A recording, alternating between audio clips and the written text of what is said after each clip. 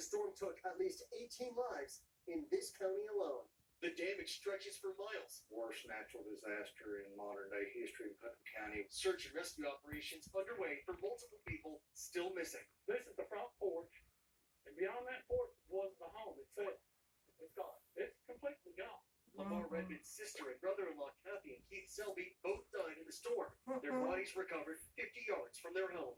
You wake up the next That's morning and your family's gone, part of your family's gone. That's devastating. That's a big pill to swallow. A couple houses over, Richard Barley Sr. also reeling. His son-in-law and grandson did not survive. What can you tell me about that? Very fine people. At least 25 are dead. The youngest victim, just 2 years old.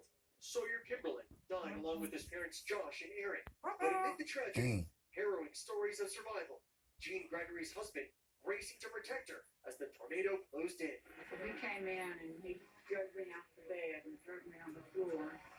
Got on top of me and we rode it out in the bedroom. The couple surviving without a scratch. And Victor Kendall with us live tonight. And Victor, we know first responders are still